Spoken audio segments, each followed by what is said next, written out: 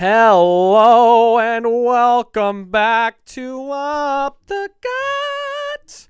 We know you missed us. You may have thought we were done if you hated us, but guess what? We are back. We missed most of you. We're here. Oh, God. We're kind of queer, and we're gonna go nowhere, baby. Here we are. As you can Yeah. see, the colorful black backgrounds. We're not going anywhere. We took a week off, just like the Pro Bowl. Nobody gave a fuck about last week, and we didn't either. So we took a little break, just like the NFL. We did what we did. We had these vocal cords ready to go. See, you hit those high notes now. It is Super Bowl week, biggest game of the year. Mike Vrabel got asked, "Is this a must-win game?" I fucking wonder. That's crazy. I don't know. You tell me. Is it a must-win game? Who let these reporters in? How are you asking, is this a must-win game? It's the only game that matters. No, it's always a must-win. Are you kidding me? Get out of here. Whatever.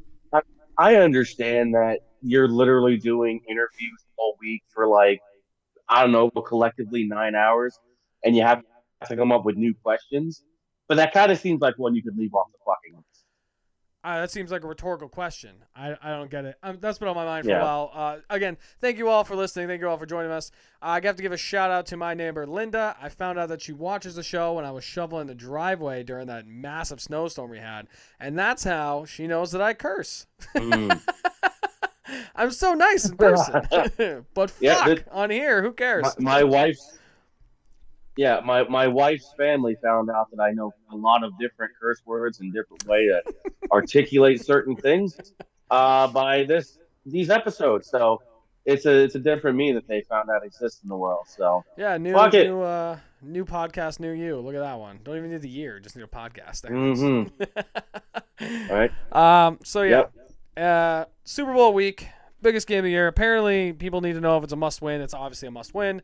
Mike Vrabel also said he would cut off half of his dick. Not his full dick now, because he said he wants to leave his wife with at least 6 inches. So, that's crazy. 6 on a good day. I mean, Jesus Christ. It's cold out.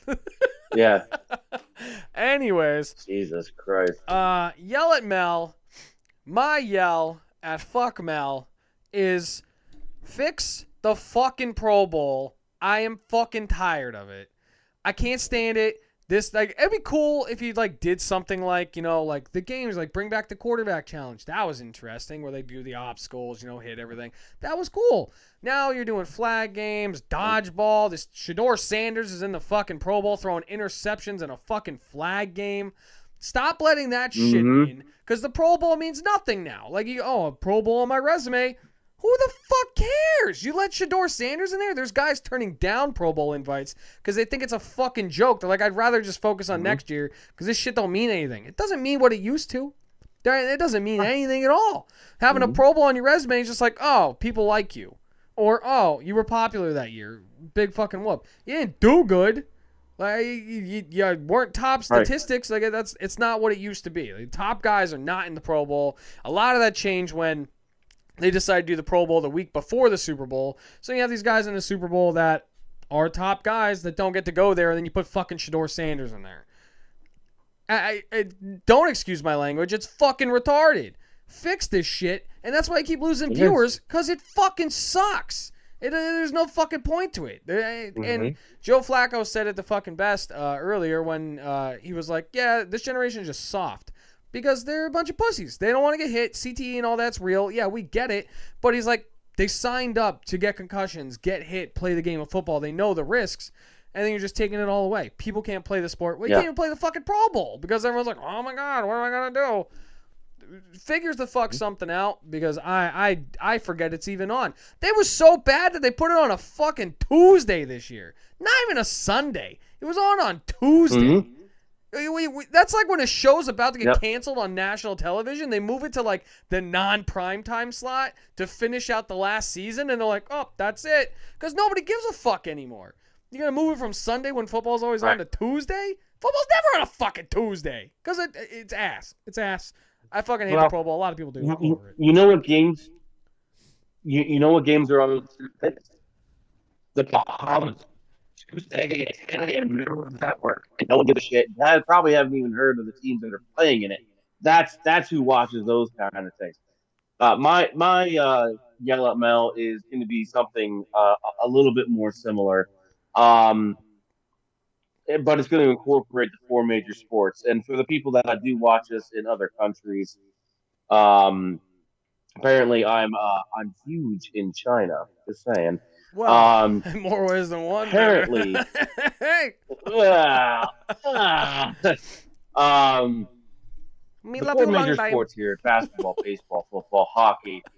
Uh, the NHL, they altered their All Star game to where they did something funky where like everyone who made it from a certain division plays on that divisional team. And they have like exhibition games, stuff like that. It's they still have like a showcase, whatever. Basketball, for as big of a joke as it is, they still have 3-point competition. They still play an actual game, even though there's absolutely no defense played whatsoever. Um, Baseball is the only one that got it. Even though I don't necessarily agree that every single team needs to be represented, you're leaving off a dude who had a really good season just so you could have a Pittsburgh Pirate on the roster. Well, That Paul kind of I Skeens. don't really Paul agree with Skeens that, but that's should the be biggest there. thing. The I would only invite Paul Skeens so that Libby Dunn can come. Well, I'm just That's saying the all. Pirates actually have somebody that Um, might actually deserve to be there now. Maybe the Rockies don't. The Rockies aren't that great. yes. Yeah. Okay. They're perfect. The Rockies. Yeah, the Rockies. Name me one Rocky player. I mean, I don't I know don't if know, anybody in Balboa. Colorado can even do that. Balboa. Okay, Balboa, the Rocky fictional Balboa. boxer from Philly. Yeah, he's on. Yeah. Um, but the NFL is just how do you not figure this out? Like, limit people to a quarter. Like, and invite enough people and structure it like the way they used to. There's no blitzing, no stunting, no big hits or that. If you want to have Oh, a running Sean clock, fucking have a Taylor. running fucking clock. Do something because this is fucking horrible. I forget the stat that I sent you, but essentially in the past few years, the viewership of the Pro Bowl has dropped from 6.7 million people to this year with 2.7 million people. They've I'm lost 4 million people. You I'm know honestly what? surprised anyone People, watches. I'm honestly surprised there's even that many people watching. you know what I heard? I heard that they don't even charge unless you're going to be around like where the players are, like the front row. They don't even charge general admission. I The lucky people are even there. It's a free game. Go check it out. It's like a high school Yeah, game. Here you go. Actually, high school I think sometimes charges. That's where you fucking go. yeah. I just don't understand how you have arguably the most exciting playoffs that generates millions upon millions of dollars on its own to this The game means in a matter of nothing. a week. The game means Like nothing. I mean, yeah, either up the ante for the winning team or do something. Something's got to give. Like I just don't understand. I don't understand how the smartest people in football can't figure this fucking thing. Like I don't mind it. Oh, and as always, fuck Mel Kiper. I don't mind it being like a flag game or whatever, so like they're not hitting or something like that.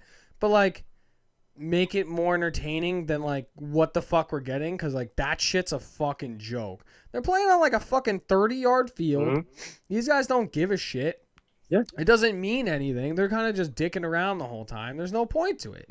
There's no bragging rights. There's no like trophy or something like that. Like take it to where like maybe you break it up to where you have 4 different teams where you have like AFC East and NFC East. Combine the East, into one side. Like you get Pro Bowlers from there and kind of break it up so that the fans and these shitty voters that however Sanders got in, fix the fucking vote because it's fucking retarded. Because then you'll have 4 quarterbacks in all-time Qs on each side of those teams, and then however many receivers, and kind of like make it like a bracket. You 4 teams, 1 champion. Make it bragging rights or something for these guys to do something to make it more entertaining than what the fuck this shit is. Like it's crazy. So I would like to treat Pro Bowl like a birthday party. Invite the guys that earn their way in. First, I would take the fan. It's just a popularity contest. Then invite the guys who actually would make it. You're not playing an actual fucking game. Like you said, you're playing on a field that's 30 yards long, and these dudes are in t-shirts and shorts. So if I'm inviting 3 quarterbacks from the AFC and 2 told me they can't come, I'm not filling their spot. Why the fuck would I fill their spot? Is the quarterback for the AFC going to get dead arm from throwing the ball 5 yards? Are you fucking kidding me? Treat it like a birthday party. I only invite so many people. If some people can't come out, nobody's filling their spot.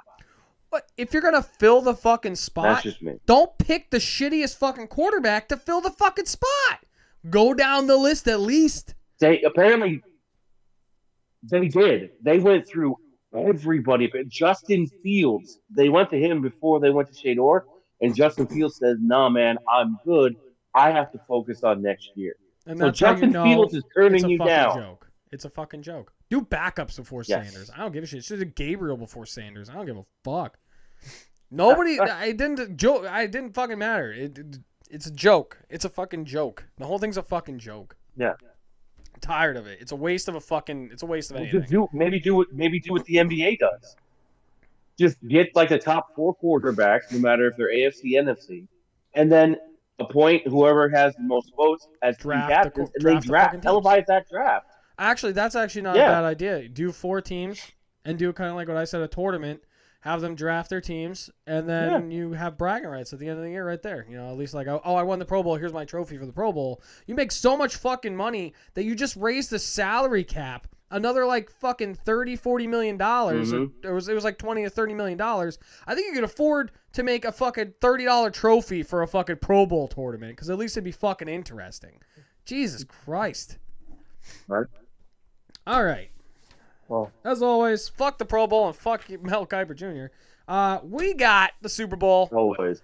Seahawks versus Patriots. There's no real home team here. There's no at. The greatest part about this is that the fucking Seahawks, whether they win or not, they get to shit and piss at the Super Bowl inside of their rival stadium the whole time, which is great for them with the 49ers.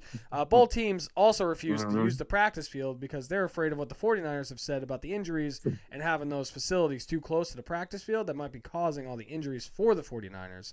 Whatever the hell is going on down there in California, maybe want to move that practice field or something. Power grid or whatever. Yeah. Yeah. I don't have anything to go over the last games. They were fucking 2 weeks ago. Both these teams are rested up. Drake May was a full participant today. He got banged up in the last game with the shoulder. He's a full participant, everything like that. Teams are getting more healthy. They're going to play who they can play, who can make it within this. I don't think that oblique injury is going to be bothering Sam Darnold, but he still might take those tranquilizers like he got last game because he wasn't seeing anything but his teammates, which just was to be good. safe. So I don't have any notes on that stuff. I have my statistic-wise, the whole thing. I got a couple other statistics to go along with it. If you want to start us out, you go ahead. The only thing I can, I'll say about the conference championships that were a couple weeks ago is I promised Caleb that I would say this on air in front of all of our fans and viewers that yes, the Denver Broncos would have won the game if the snow didn't come, but it didn't. The Broncos choked. Sean Payton is not a clutch head coach. He's not a good play caller. Well, And the I most think, fucked up thing to come out of that game is that they fired their OC. I think they forgot that snow is slippery and you should run the ball when it's snowing. And they were like, I don't know what that is. And they decided to keep throwing it with their backup quarterback. I said it slow enough so if they listen, they're like, oh my God, this guy has a fucking point. So you're not writing it in. Yeah. No. Let me ask you this. Higgins. Let me ask you this. Your boss comes up to you because you're an IT. If your boss comes up to you and says, "Hey, I need you to make my daily agenda. I need you to make sure that I have time to get to my meetings and have a lunch in the middle of the day, and just make sure that all my work is done. Make me an itinerary, okay?" Did you just turn me into a Okay, cool. I'll receptionist? do What that. the fuck is this? Pretty much.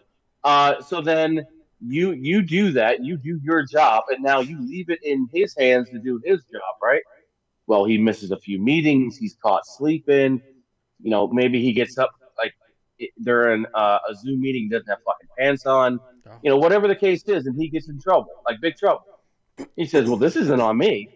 This is all on the guy that made my itinerary," and then he fires you. How would you feel about Well, it'd be great because, well, actually, it wouldn't be great because I'd be a woman because I'd be a receptionist. That'd be horrible. No, I wouldn't feel that? good. I wouldn't feel good because I'm just like, oh my Yeah. God, why the fuck am I getting fired for you sucking? That's kind of what it comes down to is Sean Payton Yes. sucking. Yeah. He sucks. He calls all the damn plays. He's in players for their failures on offense. Okay, yeah, that makes total sense to me. But anyway, I digress. Uh, what we got here, I have potentially the starting lineups for everything that they have, and then just some of uh, their postseason stats. I'm not going to go through all of it because I'm not the 24 different players at least. Um, so Diggs, he's been efficient, 11 catches in a few games, 73 yards and a touchdown. Somehow Stevenson is out carrying Trayvon Henderson 51-24. I have no idea why. I I don't don't know know. how, but there it is. Keishawn Butte, 8 catches, 147 and a touchdown. Collectively, the Patriots' offensive line is ranked 12th overall in PFF, but they have two rookies, and they're both on the left side. Now, they've both been playing pretty solidly. I mean, they had a little rough go at it against the Chargers just a little bit, but I mean, they were fine against Houston, who I thought they would have had a harder time against. But collectively, they're right in the middle of the pack. The defense really hasn't done a whole heck of a lot outside of the Houston game, which I think you should take a little asterisk next to because CJ Stroud was on another level. Suck. Um, the kickers, they have a rookie kicker who's been all right.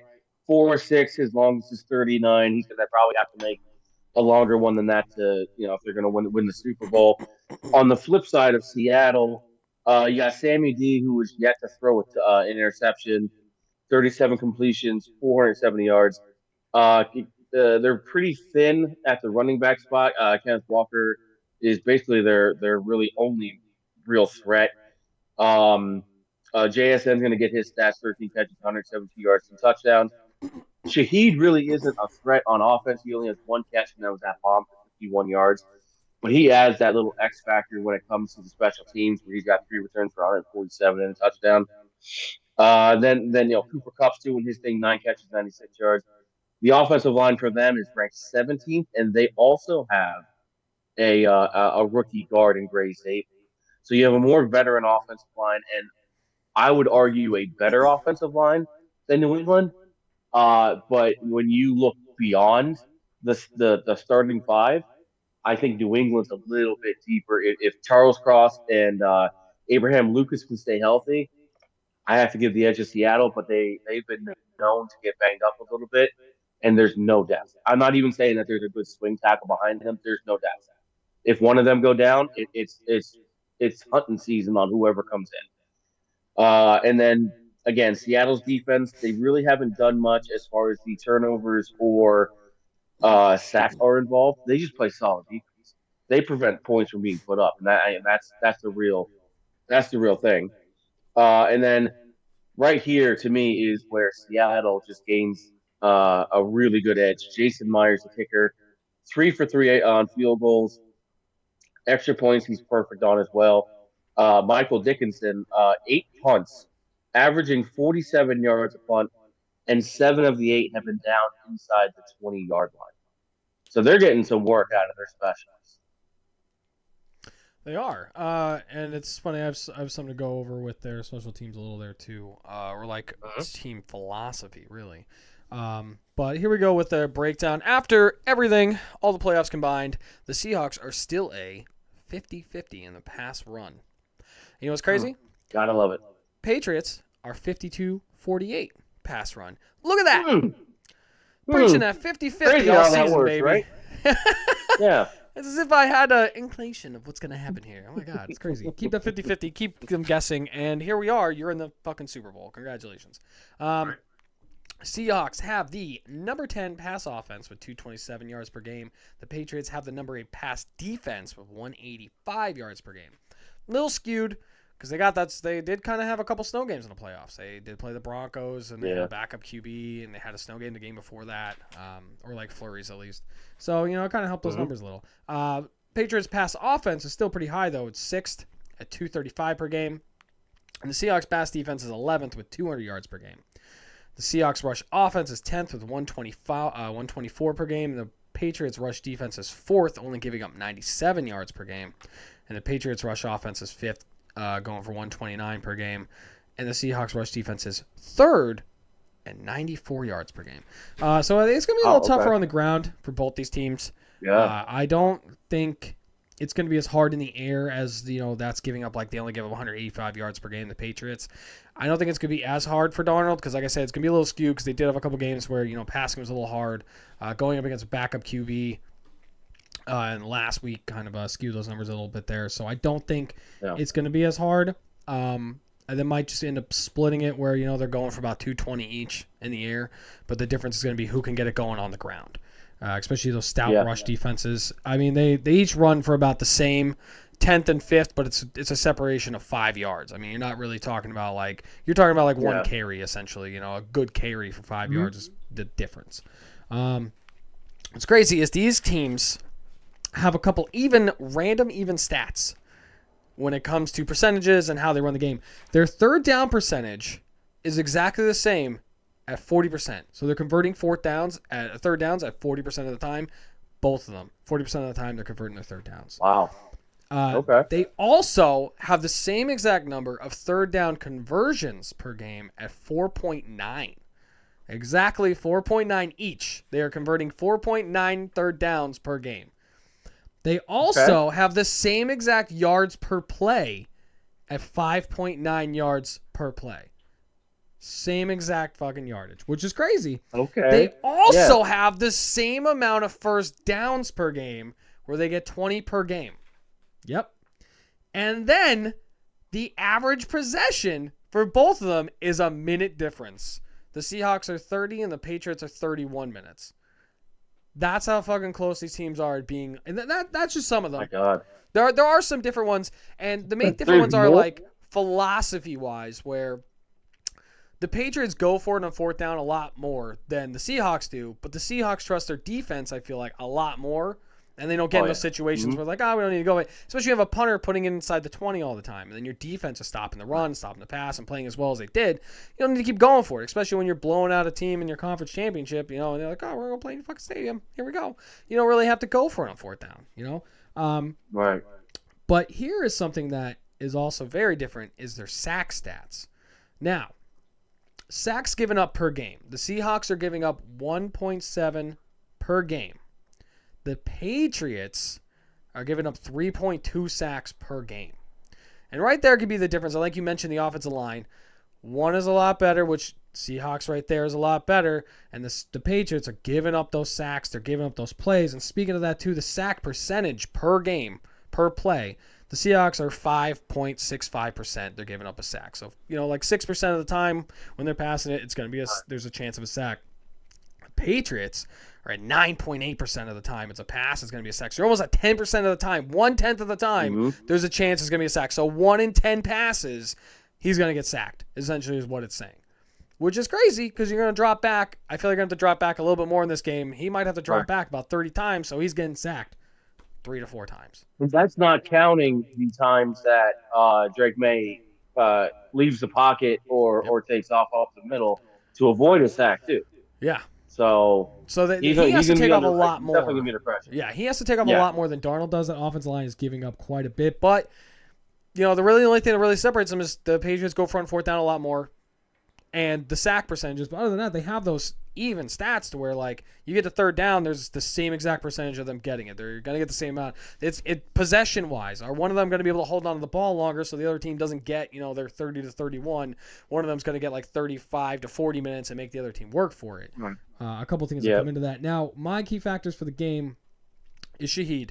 is a return game. It's not his pass catching. It's nothing like that. He might have to get a punt return or kick return to get really close for them to score, because I want to know if this man over here, Gonzalez, is going to follow JSN, because that could change a lot as well. Is Gonzalez going to follow him? Yeah. Is if he does, I don't know if JSN is great. JSN is amazing. Gonzalez is also great and amazing. If Gonzalez can stay healthy the whole time and follow him the whole game, he might be able to hold JSN to under 100 yards, which is considered containing JSN at this point, which would leave it up to Barner and Shaheed to actually do something on offense, or Kupp to be in the passing game and actually make Darnold work for that one. You forgot their most important player, Jake Paul. I mean, he's getting touchdowns every game. You just like saying his name. Yeah, Jake Bobo. I mean, he has a touchdown in both the playoff games. I mean, he's effective. You know, he's slow as shit. Because everybody forgot he was on the field. Well, it's so slow. They're like, oh, I have all day to cover him, and he's white. Yeah, that's the problem. He's slow and white, and they're like, oh, whatever. You know, we're gonna get to him too fast. By the time he finishes his route, they're gonna be going to the huddle, and he's not gonna realize what's going on. So, right. He'll just have to walk out of the back of the end zone to get back to the sideline. By the time he finishes his route, they're going to be breaking the huddle for the next play. They're going to 12 man on the field. Like, Bobo, come on! Which team can stay with their 50-50 style the longest? Is a team going to get behind and they're going to have to abandon that run game, and then they're going to have to pass it? Kind of puts them in the hole right there. When both teams are close to that 50-50 and they can't stay true to your game style, kind of puts you back. Also, Stevenson getting 51 carries. He hasn't fumbled. It's bound to happen. You're bound to get one or two in this game, considering he hasn't fumbled in the playoffs. It's going to happen. This man is guaranteed a fumble in this game. I'll put $1 million on it that he's going to fucking fumble in this game. It's going to happen, and then Henderson will get some carries, because I don't know what happened to Henderson. He's gone now. I don't know. It's like the season all over again. The weather, not a factor. I know it's outdoors. Usually they play in domes. You know, they start the outdoors thing. It's not going to be a factor. It's going to be it's going to be like you're just starting the season. It's going to be like 67 degrees outside. Not going to be a problem. It's like a September game. Like you're just kicking off. Here we go. No big deal at all. It's not going to be too hot. It's not going to be too cold. The weather's going to be fine. Not looking like any rain. These guys are that's not going to be an excuse. So, especially when it comes to comparing Drake May to Trent Dilfer having playoff-wise, everyone's saying, oh, he's having a Trent Dilfer playoffs. Well, I don't know if Trent Dilfer played in snow both of the playoff games that he fucking played. So I'm not buying the Trent Dilfer comparison for Drake May in the playoffs, because Trent Dilfer definitely didn't have the season that Drake May had. I don't want to fucking hear it. I don't fucking care. No. And then it's, are we going to take some horse tranquilizer for Darnold again? To keep those ghosts away, keep his oblique from bothering him. Keep them all happy face like this the whole fucking time, and just be great. It all depends on his shoulders. They're gonna run the ball. They're gonna do what they do. Is he gonna be able to find other receivers besides JSN if Gonzalez follows him the whole game? Yeah, and that's where we're at. Yeah, I mean, I have three keys for both teams, so I'll just start right there with Seattle. Number one for me is run the damn ball. Well, you gotta watch Kenneth Walker. With Walker, because now they don't have a guy to spell him except for Aloha, wherever the hell his fucking name is. I don't even know the guy's name. Yes. Right. But you only need like 6 or 7 carries for him at most. Otherwise, run the damn ball. lean on New England's defense, ball control. And just assert your dominance. Make sure that your defense is fresh, so that they can just fly around and be as dominant as they have been all postseason. Number 2 for me is 2 shots. To me, you only need to take 2 shots this game, guaranteed, to stretch that defense. With JSN, you had talked about if Christian Gonzalez can stay healthy enough, does he follow JSN around and shadow him? That's one way to go. Another way to go is, and I trust McDonald can do this, is put out some coverages out there that he just has not seen yet. Drake May has not seen yet from you guys. Maybe at the snap, just drop a safety down and then play cover 3 with your corner safety and corner. Maybe roll a couple of safeties. Maybe just play too high. You know what I mean? Too high. Safeties have deep half. Everyone else is an eggshell underneath. And take away, it's going to be really hard if everyone's playing that eggshell and you got two safeties back. It's going to be really hard to try to level that in there over the backers and underneath the safeties. You're going to have to keep hitting checkdowns. If they can do that and contain, then they're fine. But if you can take a shot or two and there's like a legitimate shot, a legitimate like 50-50 ball, or even just JSN or Shaheed catches the deep ball, that's just going to stretch that defense. So to me, take two shots and go from there. Number three is confuse the goddamn league. And kind of like what I alluded to before, throw some different coverages, maybe throw some blitzes in there. Look for Nick, I can never say his last name, Umanwari. He's a rookie who I just absolutely fell in love with in the draft last year. Pretty sure he went in the second round. Didn't he have a just crazy an absolute combine? animal? He had a crazy combine. Yes. And that's what drove him up the boards. He was like a third, fourth rounder. Yeah. And they had a crazy combine, which drove him up the second round, and it shows. Yeah. So he's a dude who plays nickel safety, but he's literally the size of a linebacker. He is not too much smaller than Bobby Wagner. And if Drake May wants to scramble and use his legs to get yards and stuff, that's fine. Just know that you're about to get hit by a fucking truck. So we'll see how much he's going to be able to do that if Nick Moore is spying or just playing down in the And then when we go over to the New England side, ball control. Ball control, ball control, ball control. It's sort of the same as run the ball. Do whatever you have to do. If you really want to get it to Sir Fumbles a lot, 20 times, you're gambling. All right. If you don't want to give it to Trayvon Henderson, do you, Vrabel? Do you? We'll talk about how you lost the game for the Patriots. But just get the ball out of Drake May's hand. I think that on the surface, the Patriots have more weapons than the Seahawks. It's just the Seahawks have that best weapon. You're going to have Stephon Diggs. You're going to have Matt Collins. You're going to have Booty. You're going to have Hunter Henry. If you have Trayvon Henderson in the game, he can catch a screen. Keep Seattle guessing. If they blitz, check it down to somebody who they may not be covering. If they want to take Diggs away, okay, hit somebody else. Just don't try to get too cute. Keep the chains moving and keep the ball. Number two, nothing deep. You said this earlier. If you can keep JSN under or near 100 yards, you shut him down. That's how good he's playing. He's going to get his catches. He's going to get his yards. But if you can keep him from going off for like 150 yards and a touchdown or two, you've really contained him. And that's a lot of Seattle's offense right there. They lean on that. They have a great defense, and they lean on the shot plays and controlling the ball. So if you can take that away, you're going to be in good shape. And number three, get creative. You are the underdog. Vegas has the smart money going on Seattle. I have not met anybody outside of New England's fan base that is saying that New England has any type of chance in this game. All we keep hearing about is how easy of a road they had it. They went from having the number 4 overall pick, where they took a T-Rex star of offensive tackle and put him out there day one, to the Super Bowl. And everyone's like, well, they had an easy road. Well, they had this and that. Their division's garbage, blah, blah, blah, blah, blah. What do you have to lose? Yeah, no, trust me, I'm with you. But this is all you keep hearing from these idiots on ESPN and all the people in these fan chats and all this other stuff. They are not giving New England a chance. So what do you have to lose if you have a flea flicker? What do you have to lose if you have a reverse? What do you have to lose if you just throw tight end screens or swing screens or what do you have to lose? You know what I mean? Get creative. Seattle defense is dominant.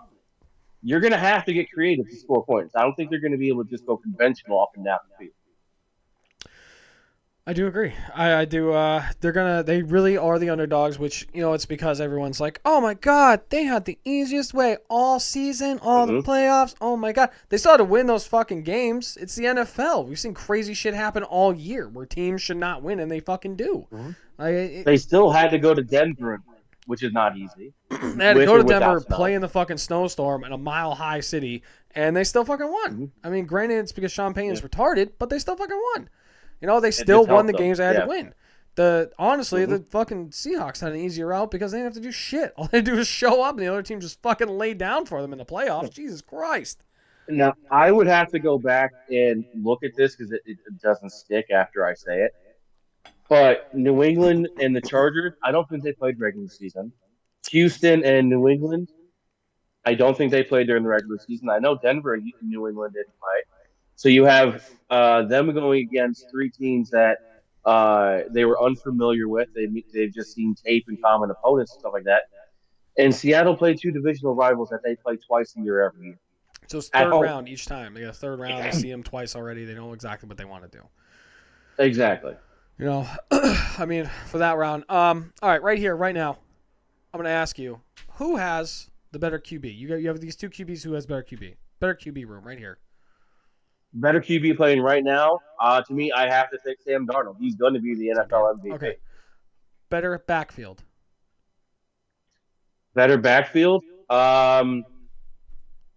You're including Trayvon Henderson? Just the whole backfield as a whole. If you had to choose one of them, so you have these teams right here. You had to choose a quarterback off them, and you're going to take Sam Darnold. Now, you have a backfield right here. You have Kenneth Walker.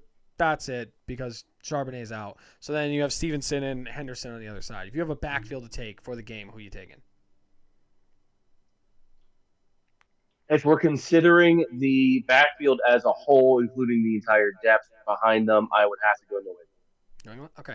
Offensive line, I know you're going to go Seattle. There's no doubt about that one. Tight ends. New England. Wide receiving group. As a whole, it's a whole. As a whole, I'd have to say Seattle. Seattle? Okay. Defensive line. Defensive line, both of them run a three-man line. They run a 3-line? I thought they run a 4-3. Because I got DeMarcus Lawrence. Well, wait, hell, he's fucking... Seattle's got DeMarcus Lawrence at the nose, Byron Murphy at D-tackle, and Leonard Williams at the end. Yeah. And New England plays a little bit of a hybrid where Harold Lane can either have his hand in the dirt or play. I know he's banged up. I don't know what's going on here. I know he didn't play last game. I don't know if he's playing this game. I don't know what's going on with him. I know he's a knee issue going on, but still a couple days. My bet is that with him taking the conference championship game off, having a couple weeks off, they're just going to inject him with whatever they have to get him to play. I would have to take Seattle if he won. Okay. Linebacker group. I'd have to give it to New England. Good call. Defensive back group. Defensive back group, absolutely no doubt about it. Yeah. All right, so you have a 5-3 right there. If you want to include kickers, you're gonna go special teams. You're gonna go Seattle as well, so it's gonna be 6-3. 100%. So there, you have a 6-3 split. I mean, in terms of like who has the better overall group of guys, you have Seattle. Which I mean, that also leads people to believe Seattle's gonna do it. My only argument for Seattle is if they're going to find a way to win without JSN, if Gonzalez takes him away completely. Gonzalez can do it. He's one of the best top 3 corners in the league. If anyone can do it, it's going to be him. But he has a knack to get banged up in games if he gets too physical, which he has a knack to do is get too physical. The key for New England's defense is keeping Gonzalez on the field and keeping him on JSN the whole time. If they can keep JSN under that 100 yards, which is crazy, I think it's a lot closer of a game than it would be if they don't shadow JSN the whole time. I think it's a wrong move if they don't shadow. I don't care if it's man-to-man or you're playing man zone. As long as Gonzalez is over on the side of JSN, even if JSN's in the slot, at least put him on that side so if he runs a corner and out, something like that, he's always right there in the vicinity. Put him on him. Do something. Because that's your key right there. You're playing great rush defense, only giving up 97 yards per game. And JSN and Gonzalez have nothing to do with that. So you don't have to change that part of your game. You leave that how it is. You guys are playing great stout up front in that front 7. The key factor for New England is taking away JSN. Now, honestly, the key factor for Seattle is taking away Hunter Henry. I'm not too afraid of Diggs. He's older. Yes, he's going to get your possessions. He's going to do what you got to do. Great. I'm not afraid of Matt Collins. He's going to go deep, but you have the corners to stop it deep. You guys have been doing it the whole time. You guys are fast. You're going to be okay. It's the middle of the field and those tight end screen passes and everything the way Hunter Henry plays. Hunter Henry is one of Drake May's favorite targets, especially in the red zone, and he knows how to get him the ball. He's a big target. He can see him easily, get it to him.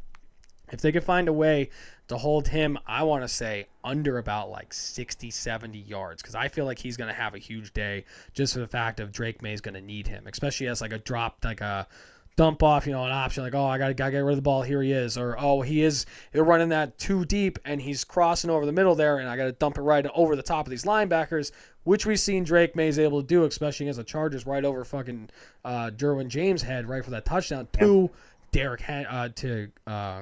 Hunter Henry, not Derrick Henry. Hunter Henry, they have a good connection. They know exactly where one's going to be. Trust them. That's going to be the guy to take away for Drake May because you're going to make Stevenson fumble. Stevenson's got to fumble. He hasn't fumbled in a couple of games. It's bound to happen.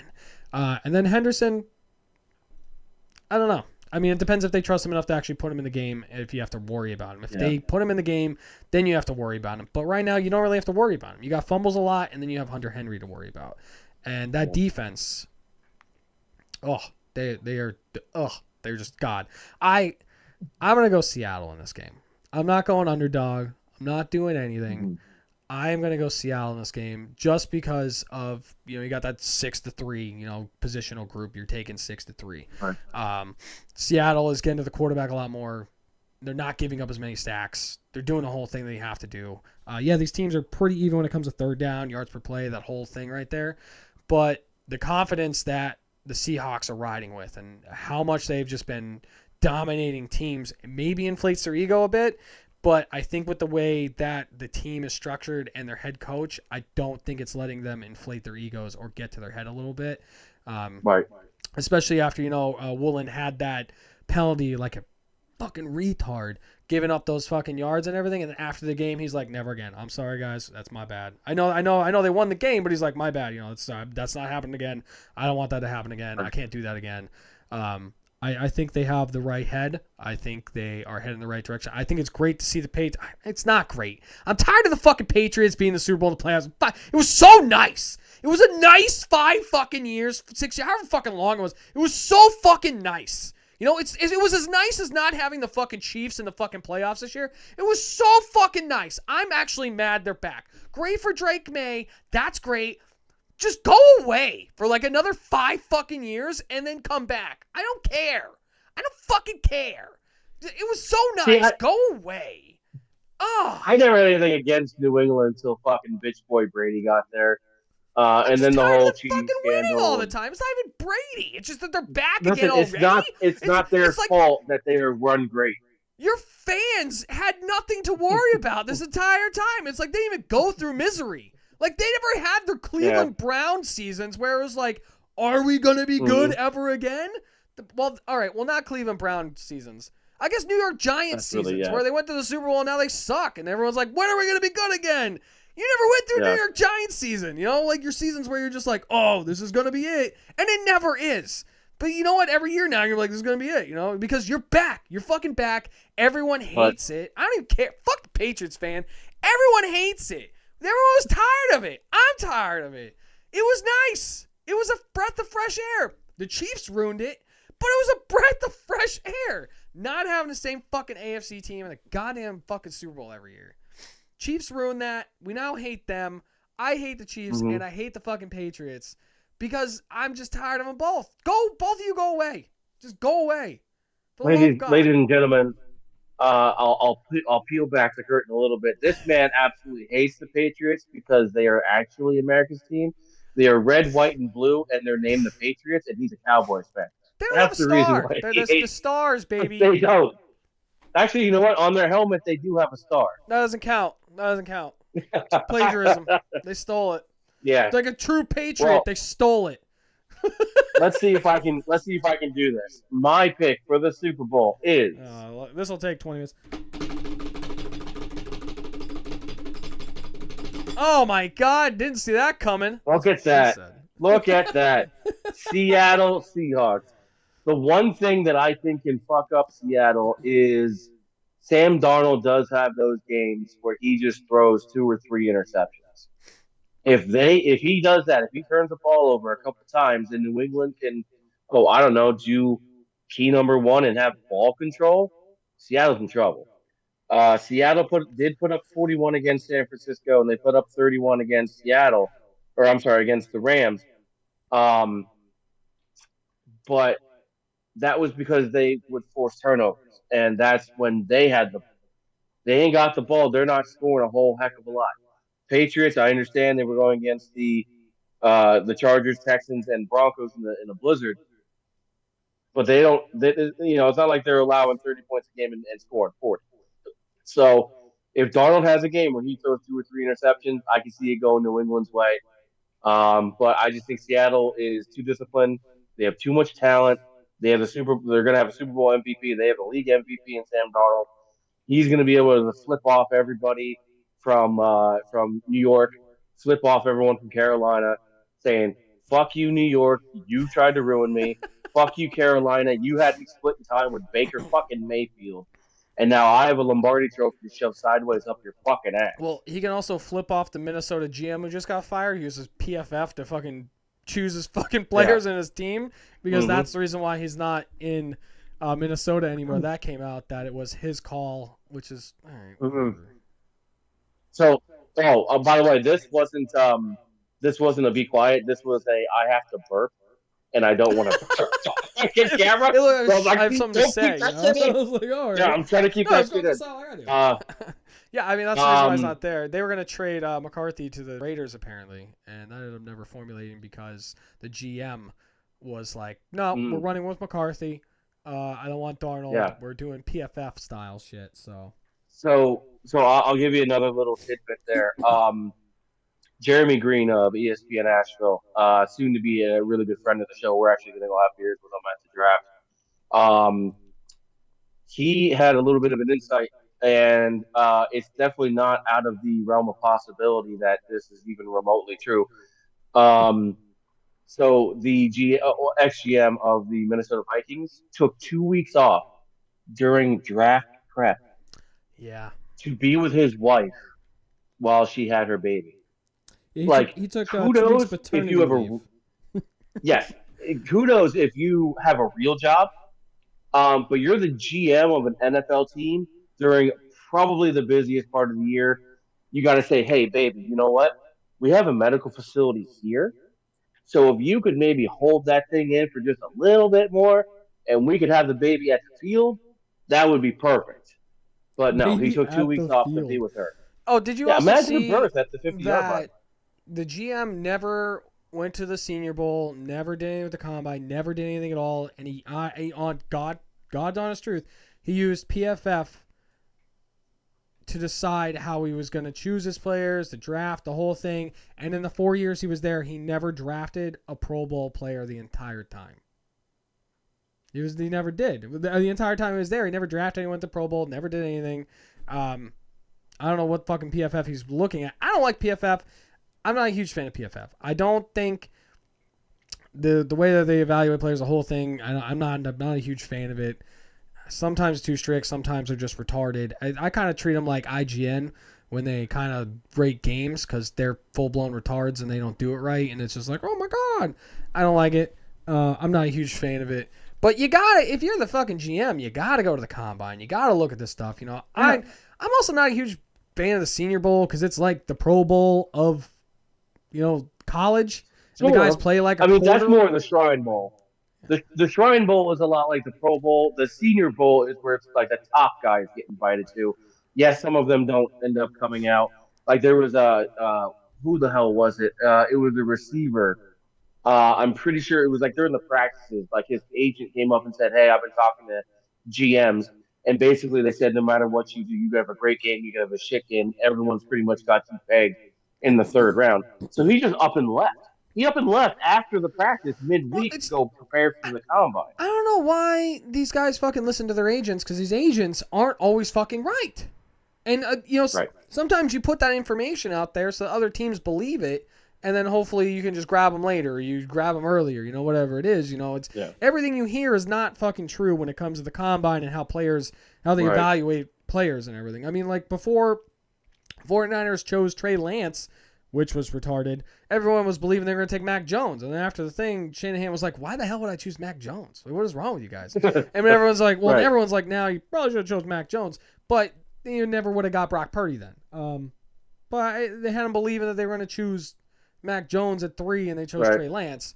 Everything you hear, don't believe it, until like you actually see it. Rumorville, all these guys like coming up, oh, what about this trade? And this trade's like, oh, I'm going to give you Justin Jefferson, and then you're going to give me your left nut, your right leg, your wife for 4 nights, your 4 first-round picks, and then, we're good. And it's like, that's not even a real trade. What are we doing? What do you mean? No. Also, they don't have any fucking cap room. Why are you putting them on a team that doesn't have any fucking cap room? What are we talking about? Mm-hmm.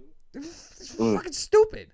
Oh, also news that I sent you. Max Crosby is basically saying he's done with the Raiders and he wants to fuck out and he doesn't want to do another rebuild. He's just over it. And it all stimulates from them benching him in the last fucking game that he wanted to play. And that's where it all started. So he might be on the move this offseason. And they said the compensation is more than likely going to be more than what the Cowboys got for Parsons, which is hard to believe for me because this player actually wants out. Parsons would have stayed if they did the contract and did it the way they wanted to. He wasn't all about, I want out. He was like, I want to stay in Dallas. I want to stay in Dallas. And he ended up staying in Dallas. Crosby's like, I want to fucking be here. Get me the fuck out of here. So I don't know. It might be the same, maybe a little bit less to me. I don't think you're going to get more than what you got for Parsons for a player who clearly would rather sit on the couch than deal with all your bullshit that you're doing. So there's that. We made it through a season, buddy. We did. We made it through one season. We had fun. The people watching this, man.